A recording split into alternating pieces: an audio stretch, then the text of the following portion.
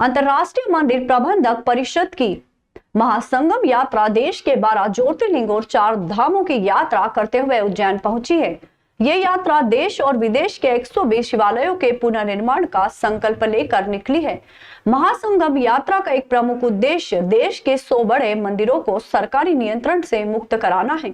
इस यात्रा की शुरुआत महाकुंभ में 108 त्रिशूलों के जलाभिषेक के साथ हुई, जिन्हें 108 ऐसे शिव मंदिरों में स्थापित किया जाएगा जहां पुनर्निर्माण की आवश्यकता है। 12 ज्योतिर्लिंग और 4 धामों में शिवलिंग एवं त्रिशूल प्रतिष्ठा, मंदिरों का सौंदर्यीकरण, लाइटिंग, जल व्यवस्था और वाईफाई जैसी सुविधाओं का विस्तार किया जाएगा।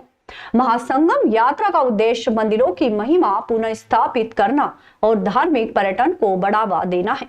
इस यात्रा में अब तक 9,374 किलोमीटर से अधिक की दूरी तय कर ली गई है और सैकड़ों मंदिरों और तीर्थ स्थलों पर श्रद्धालु भगवान शिव के दर्शन कर चुके हैं। उज्जैन के बाद यात्रा ओंकारेश्वर, मथुरा, वृंदावन, हरिद्वार, ऋषिकेश, ऊखीमठ होते हुए 21 फरवरी 2025 को दिल्ली में संपन्न होगी।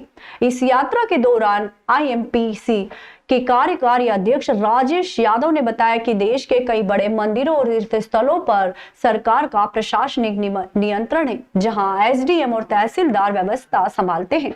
उन्होंने सरकार से अपील की है कि मंदिरों को सरकारी नियंत्रण से मुक्त कर एक स्वतंत्र समिति गठित की जाए, जिसमें समाज के प्रतिष्ठित पत्रकार, डॉक्टर, इंजीनियर, वैज्ञानिक, भारत रत्न और पद्म भूषण सम्मानित व्यक्ति शामिल हो। इसके अलावा स्थानीय महापौर, विधायक और सांसदों को भी समिति में समायोजित किया जाए। तत्पश्चात यह यात्रा 20 त्रिशूल लेकर के दिल्ली की तरफ रवाना होगी और दिल्ली में इसका बहुत बड़ा, किसी बड़े स्टेडियम में जो है हम इसका समापन करेंगे। ऐसा है कि बड़े जो मंदिर हैं, जो बड़े तीर्थ हैं, उस पे सरकार का SDM या तहसीलदार बैठते हैं और वो सरकार का, आप जाएंगे मंदिरों में तो 1100 की पर्ची कटेगी तो यहाँ से दर्शन होगा, 5100 की पर्ची कटेगी तो वहाँ से दर्शन होगा, और ऐसी अनेकों प्रकार की व्यवस्थाएं वो लगाते हैं।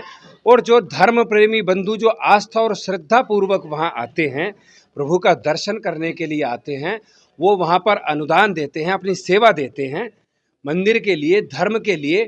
तो उसका सरकार कहाँ कर रही है और क्या कर रही है, मैं कोई मध्य प्रदेश की सरकार के लिए नहीं कह रहा हूँ, पूरे देश के प्रत्येक मंदिर में 100 बड़े तीर्थ हैं, ऐसे सभी का हमने ये एक अभियान लिया है। और मैंने ही नहीं लिया है, तो अनेकों धार्मिक संगठन भी इस आवाज़ को उठा रहे हैं। और ऐसे 100 बड़े तीर्थ आप देखिए, वक्फ बोर्ड के माध्यम से आप बताइए कौन सी मस्जिद के अंदर जो है सरकार वहाँ पर आने वाले लोगों का जो वहाँ पर अपने धर्म के प्रति वो समर्पण करते हैं राशि का, वो समर्पण राशि कौन से सरकारी SDM या तहसीलदार लेता है? कोई नहीं लेता है। लेकिन सभी हिंदू, और हम अमरनाथ की यात्रा पे जाएंगे तो रजिस्ट्रेशन फॉर्म भरवाए जाएंगे, और हज की यात्रा होगी तो अनुदान दिया जाएगा, सब्सिडी दी जाएगी, सुविधाएं दी जाएंगी। हम ये मांग करते हैं सरकार से, हिंदूवादी सरकार से, देशभक्त सरकार से, कि ये जो हमारे 100 मंदिर, 100 तीर्थ बड़े हैं, इनको सरकारी प्रभुत्व से समाप्त करके समाज चलाएगा।